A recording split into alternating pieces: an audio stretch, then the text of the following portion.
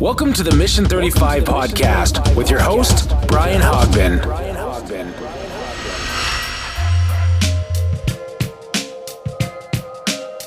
Ladies and gentlemen, boys and girls, it's the one, the only Tobias Smuders again. How are you, buddy? Good. Good to see you again. Thanks for having me. Awesome possum. So thanks for coming by. I know you're busy in this wild and crazy market right now. Yeah, it's outrageous. Isn't it bananas? It is. Just poor buyers trying to... Poor buyers, especially first-time buyers, trying to compete with all these investors with real money. Yeah, seriously. Right? You know what's funny, actually? We were looking at our numbers, and we have not done a mortgage in the past 3 months. I think we've actually had one for a client that had less than 20% down. Oh my goodness. And we've done over 100 in the past couple months, and it's like even purchasers all have 20% down right now. Yeah. Because you can't win a house, right? Yeah, totally. And even I think that makes it more important to get started on your investing sooner too. Yeah, totally. Because where else are you going to be able to come up with that kind of equity? So you've been doing good, right? Because I know last time we chatted, we talked about how you got started building up the Smuders empire. Yes. And now it feels like it's quadrupled. I feel like you went on a buying frenzy. Totally. Which is cool, because I like that. Tell me about that. What were you thinking like? It was definitely the first one was hard. Second one came quite difficult.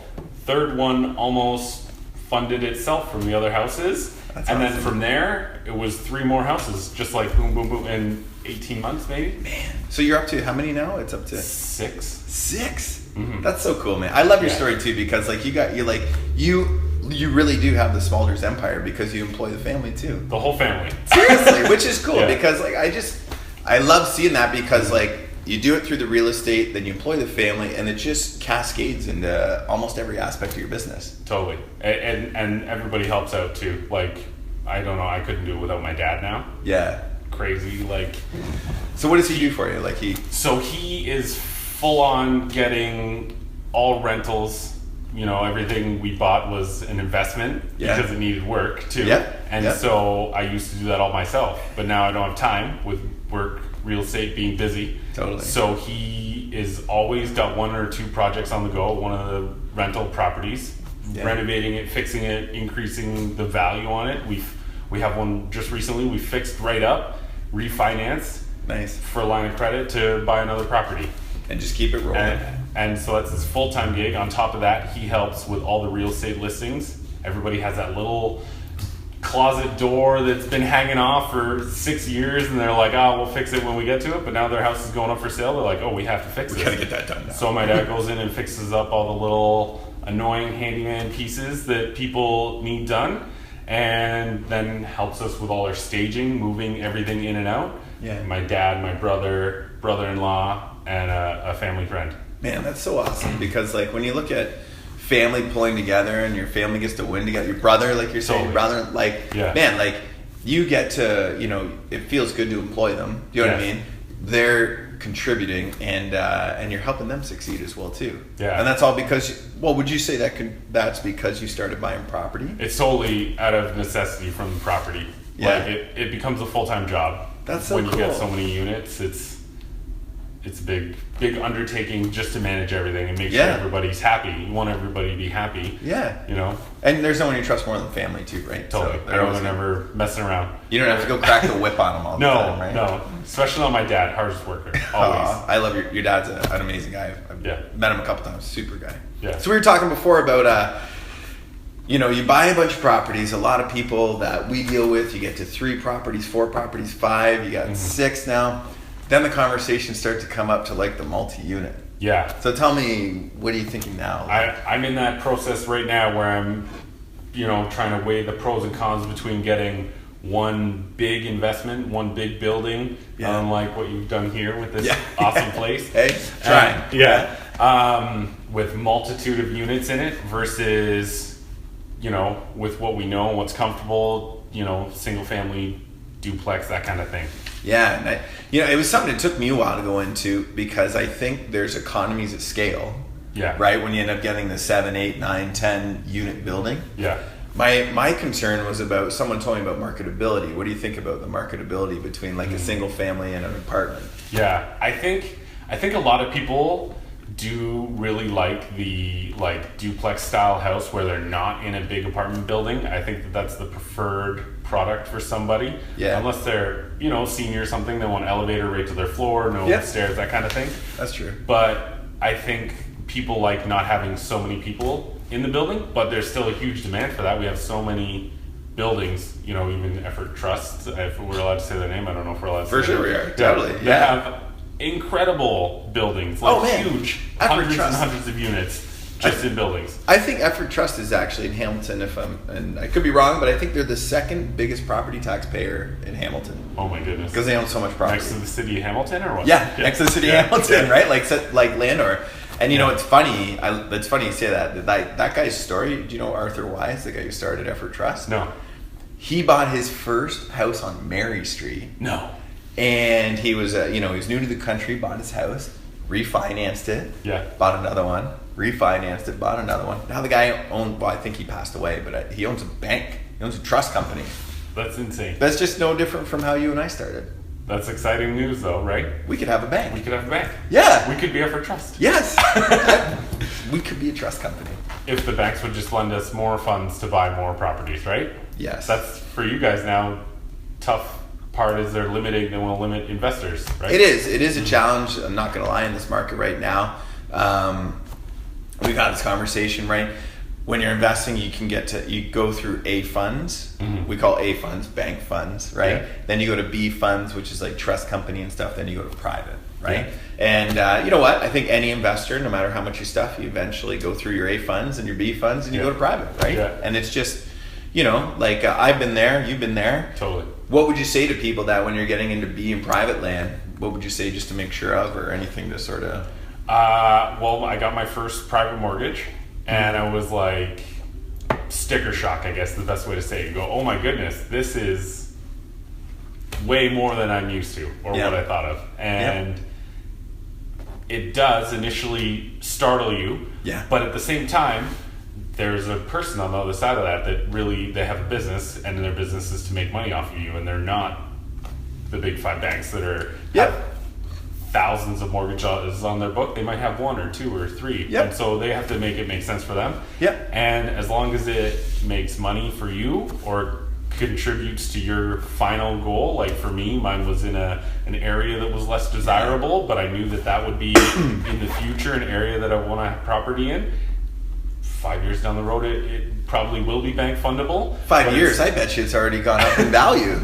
Right? Absolutely. Like it's probably this way. By that time, it won't be feasible for me to purchase it. So maybe I paid slightly higher interest on it, but the end goal, I'm still going to save tons of money getting in early. The early adapter to things, no matter what it is, but real estate especially, early adapters always win out in the end. Yeah, I think so. And I think I love that mindset, because sometimes investors don't get that mindset. They get they get too caught up on the cost, as opposed to what the future return is. It becomes a cost of doing business. I talked to somebody recently, and they do a lot of development, brand new custom home building. Oh, cool. That's a big cost, I bet, getting into that. Huge cost. And he said that nobody really lends on that. Sometimes if they get like a knockdown that is livable, they can get a regular mortgage on that property, but nobody funds $800,000 construction costs or $700,000 construction costs. It's all private money. Yeah, you're right. And he said that they just factored in. They know it's going to be this long to build it. It costs this much. The money costs this much to borrow. It's part of the product on the end sale. Makes sense, right? Like it's kind of like, it's like if you're flipping a house, if you're building a house, whatever you're doing, find out your expenses. Does it make money at the end? And it's all about the numbers. Totally. Right. And if it makes sense, I say that to all the flippers. I say, it's going to take you this long, and the vacant home insurance is going to cost this much money. That's true. It's very expensive, right? That's another sticker shock item. And don't lie about it, too. Don't lie about it. I know. I've heard. Have you had people say, "Oh, I'm just going to tell the insurance company I'm living there"? It happens. It happens. Don't do it. Don't do it.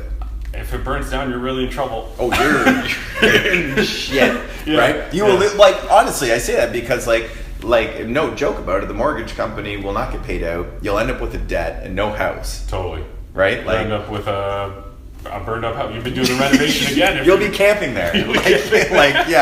Explain that one to my wife. Ooh, yeah, you don't want to do that, right? Yeah, totally. So, it's like with anything, even with rentals, a lot of people say, oh, like the insurance is very expensive. And I say, just no matter what, make sure you tell them that you have 3 tenants in there, because if the house burns down and you said it was single family, you lied to your insurance company. They may not fund whatever insurance product you have. Yeah. And the difference in money, like now with like 6 properties, and probably that yearly bill of insurance is getting up there. Yep. And it seems very enticing to try to save money on that. But that money that you save, it pales in comparison to you actually need that insurance. I'm glad you brought that up. That's something that we never talk about, but it's so true. It's such a, it does add up, right? Like more properties you have, like you start looking at insurance bills get bigger, but it's like $1,200 a month times 8 properties. It starts to get quite a bit. It's a lot of money. But how, and we always look at how much it costs, but when you said so yourself, imagine you had a payout or something that didn't pay out, and then you lose hundreds of thousands of dollars. Yeah. We say the same thing with liability insurance too. Oh, yeah. And a lot of people say get $1 million liability. When you start getting more properties, maybe you should get $2 million. Maybe you should get $3 million, and the extra $100 a year can protect you. Yeah. And that's what it's about too. It's protecting your, you work so hard for so long to attain all these things. You don't want to lose it for one little $100 a month thing, right? It's true. And it's cost of doing business. You can't make money without spending money. Yep. That's just one of the monies you have to spend to continue on with your business to make sure it's safe. Yeah, I agree. And you say just right. Just about your car insurance, say you live up north. Yeah. Yeah, perfect. You know what? Yeah, it's $20 a month. We're down here visiting our rental properties, but we actually live on time. Yeah. You got a cottage address I could use? My parents used to live up there. Oh yeah, that's right. Totally. I'm just kidding. That's cool. I think the moral of the story is make sure you always do things the right way. Because I think there's a lot of realtors. I know there's a lot of mortgage brokers that want to cut corners. Yeah. And say, oh, I got a way to do this, or I got a little way, and I've just seen it work out badly for people so many times. Yeah.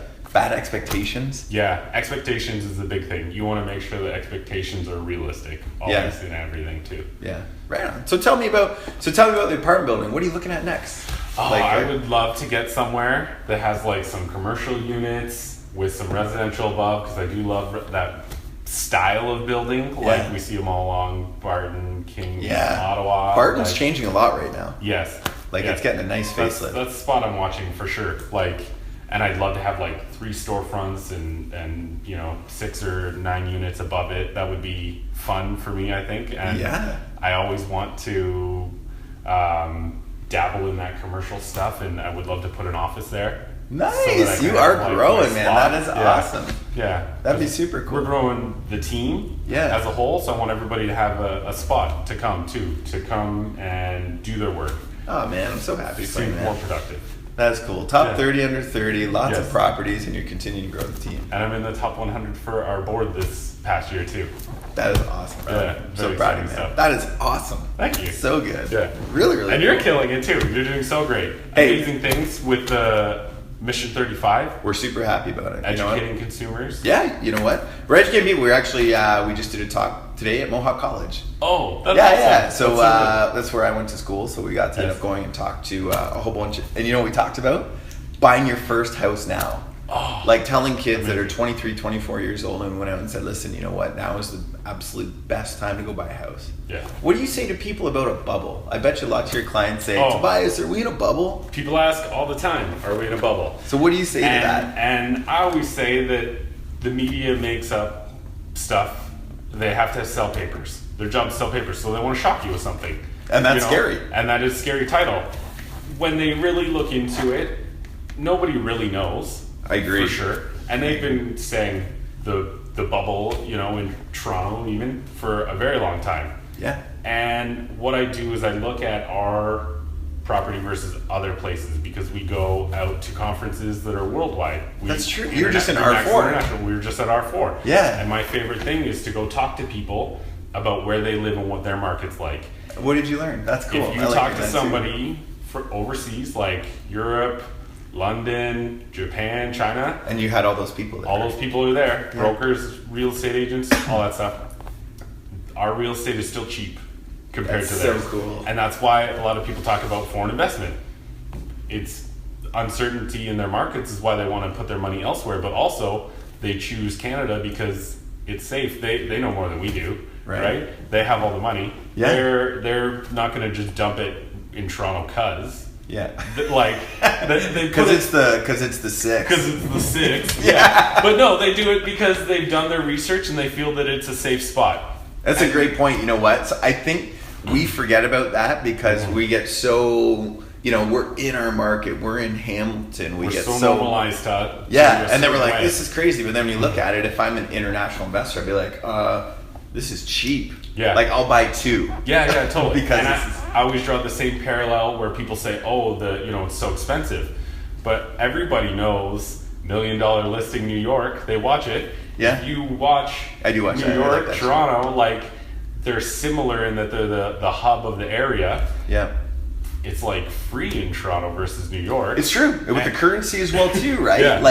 I saw a stat, it reminded me of the cost per square foot. Oh, and it had, I think the number one place was Paris. Yeah. And it was some ridiculous thousands of dollars per square foot, equivalent to US dollars. It was Paris, then Japan, and then I think Sweden was in there, and then New York, and then Toronto was, you're right, way down the list. And even cost per square foot, they do a lot on $1 Million Listings. They do. And they do $2,500 per square foot for a condominium. Yeah. We're selling our houses at $300 a square foot for a 2,500 square foot house on a huge detached lot. It's versus other areas, it's still not crazy. It's crazy to us because 5 years ago, we were repressed as an area. Really. And we say it's crazy too, especially 10 years ago. Even it was very, very down market.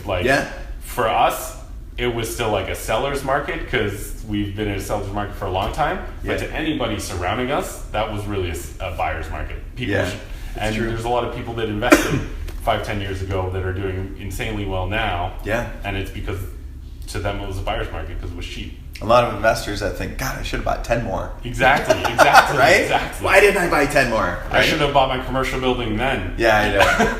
But then, you know what? Let's make sure we're not saying that 10 years from now. Exactly, right? You don't want to keep, you can only talk about the bubble for so long before it's just something you talk about and it hasn't happened. You know what? I'm not going to predict when. I think we'll see a downturn sometime. Do you know what I mean? It's like the stock market goes up and down. Totally, right? I saw this cool graph the other day. It took the average price of Canadian homes since 1980. Yes. And when the biggest dip was 2008. Yes. Remember when everybody thought the world was going to end? Totally. And it was cool because if you bought a house in the peak of the market in 2008, let's say you signed that purchase and sale agreement, and then the next day, shit hit the fan, you're like, oh God, right? Your house would have been worth the same price less than 18 months later. Totally. It's very quick recovery. Totally, right? Even in the US, that's when that's from, right? Yeah. We had locally too, late 80s, early 90s, same thing, big drop. Had 6 really tough years in real estate. Yeah. Nobody talks about how they bought their house in 1990 and they still have it today and it's not worth anything. True. Right? Yeah, you're totally right. I think the biggest what advice would you give to people about a bubble? Would you say anything to people and say, listen, if there is a bubble, what would you tell them to do? For investor mindset especially? Yeah, investors or people just looking to buy their first home. For people buying in their first home, probably they're going to be there a long time. They're going to live through that bubble, that correction, that anything that gets adjustments is it's gonna dip and it's gonna go back up, just like it always has. Right. Just like any market. Yeah. It's highs and lows, and it's real estate is not the not the short game. I agree. It's not quick and sexy. Yeah. You're in it for the long haul. If your 10-year plan is to make a lot of money, totally. Real estate is the safest because it's gonna just keep going. That 10-year curve, there's no dip in 10 years that it stays down. Yeah, I agree. Mm-hmm. And if you buy something that you can afford, if you can buy what you can afford, yeah, definitely.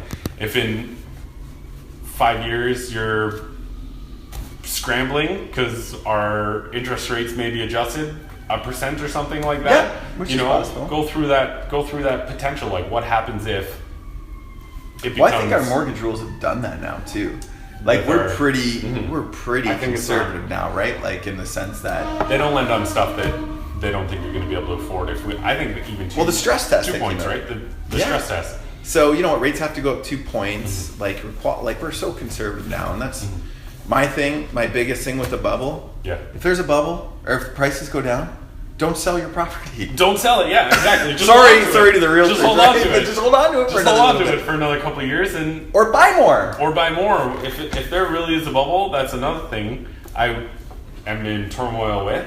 Should I keep buying right now, or is there a bubble? Should I wait?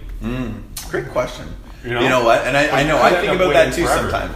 You're absolutely right, and I think it comes down to, like, I love Warren Buffett. You know, he's like a gazillionaire, right? He's got a lot of money, so he's a good guy to listen to. Totally. And I remember listening to him, reading his book, and he said, like, it's really, really hard to time the market. Totally. Right? So if you just buy and hold, and he says that the biggest mistake you can make is being out of the market when there's like a change. Totally. So you might as well just be in it. Yeah. So I think, like, you know, because I think about that. Should I hold on? Should I not buy right now? Yeah. But it's like, might as well keep going. Just keeps going. And people that ask, like 6 months ago, oh, should we wait? Look what happened to them now in this market. Oh my gosh. Like 20% increase. Do you have any clients right now that like said to you, I'm going to wait a year? Totally. I have clients like that. And I said, listen, you know, there's nothing you can do to keep up with appreciation unless you have 4 people that all work amazing jobs and make great money and you save every penny. You can't keep up with the appreciation. You just feel bad. Yeah. Like I do. Like I have clients that they were going to buy, didn't find anything that they really liked. They said, we're going to hold off. They signed a lease and a place for a year. Wow. They are no longer able to buy. Yeah. Their price range that they were shopping in, the like low to mid 200s, it doesn't exist. Yeah. They have to go here. elsewhere now, right? They have to drive till they qualify. Yeah, they have to drive till they qualify. Is that a new? I like that. Drive till you qualify. Drive till you qualify, and like in Toronto, like hilarious. people are, you know, that's why they're migrating up this way. Yeah. Till you qualify. Drive till you qualify. Sorry, I qualify for a Burlington home. Okay, perfect. Yeah. I qualify for here. I qualify for St. Hamilton. I qualify for St. Catharines solely. Yeah. And there was a blog I just saw, and we reposted it. It was like outrageous increase, like 300% increase on a certain type of home in Niagara region. Wow. In Niagara, right? Niagara. Drive till you qualify. So you're going down to Niagara now, right? You see a lot of people talk about, oh, Toronto buyers, they're going to come overpay for our house or whatever. Well, guess what Hamilton people are going to do? Now that's what Niagara people say about Hamilton people. They're going to come pay crazy price. Mm-hmm. And it's only crazy to your internal, personal decision about the area. I love Hamilton, and I think that it has so much to offer. And I think that in the future, we're going to see that it's very desirable to live here. There's so much to offer. Like our infrastructure supports, you know, beautiful downtown, old architecture, escarpment water. Like we have food, the restaurants. Like, oh man, I like to eat. Entertainment. Yeah. Entertainment. Like totally. There's good concerts coming to Hamilton now. Like there's cool stuff that's coming. Yeah. It's not just the Arkells now. We've got, and I love the Arkells. Yeah. You know what I mean? But we're attracting more and more talent. You know? Absolutely, and it's desirable. There's not a lot of areas like ours that can do that sort of thing. If you drive out Caledonia, just because it's that way, they don't have infrastructure to support what we can. So it's true. Why not buy in an area that is exciting to be in? So you don't think there's a bubble right now? No. Me neither. I don't think there's a bubble right now. And you know what? If there is a bubble right now, if there is a bubble, I wouldn't change my opinion on what to do. 3 years ago, they talked about the bubble too. Mm-hmm. What happens if you bought 3 years ago? You'd be up probably over 60% right now, if not more. Even if the bubble pops, it's not going back to where it was. I agree. And if you just don't sell it. Right. It's going to recover, and you won't even know there was Take a bubble. your equity. If you're worried about a bubble and you're in the market, I say take your equity, hold on to it, buy more when it comes. Yeah. Even though I think you should now. I think you should But buy don't not get into the market. Right. And the other thing, too, I was looking at, with our interest rates the way they are right now, the amount that you pay down on your principal versus when my dad always brings up, oh, we used to pay, which was only in like 95. He said he paid like 9.5%. On a house that was around $100,000. Yeah. Like we just had a regular house. I think it was $95,000. Yeah. The amount of interest he paid versus his principal, it was weighted. His payment wasn't much different than what I was paying when I was paying 2.5% or whatever. Yeah, exactly. His interest was more than 75% of what he was putting on his principal. Yeah. Where now it's like 50-50 in your first year. Yeah, it is. You're right. So it's almost like forced savings. Yeah. You know, half that money, yes, you have a mortgage payment, but half of it's coming back to you. It's true. It's paying down the principal, and it's either releasing further lending by way of home equity line of credit or something like that. Yeah. Or growing your personal net worth with your property. Yeah. Or, you know, you do sell it and buy something else or whatever you choose to do. Yeah. But that money, only half of it is going away in interest in the first year, and then it's weighted. It gets more, right? Like more of it's going towards principal every single year. My dad wasn't seeing that sort of ratio on his mortgage until like midpoint through. Oh, really? Or later. Yeah. You know what? That's funny. I never thought of that. And that was in the first year. Yeah. So even if there is a bubble and it bursts and the value goes down and the interest rates are 4.5%. You paid so much off your principal in that first 5-year term, if that's what the product you choose. Yeah. Even if you refi or if you redo your mortgage at that new interest rate, your payment is almost the exact same. So as long as you have your job, you can afford it, and do everything that you do, things really aren't going to change. And I think it comes back to sound financial principles too. Buy something you can afford. Hey, if you're really worried about it, buy a duplex. Yeah. Buy something with an in-law suite, right? That's what we were telling the kids today. Like, don't buy your first house as, your forever house. Buy your first house with an in-law. Yeah. Why not? Like, I feel like I find kids today, these kids today. They're like, oh, you feel it. It's funny. I'm having that moment now. They're like, they want to have everything now, but there's no reason why you can't sacrifice a little bit. Totally. And if you're really worried about a bubble, have something that's going to pay you $1,200 a month or $1,000 a month too, because then guess what? Your living costs are subsidized. Totally. And I again, with expectations, I have that with first-time home buyers, always trying to manage the expectations. They want to go from their parents' house that they have now, where they have huge, luxurious house and granite and new kitchens and new baths and all this stuff.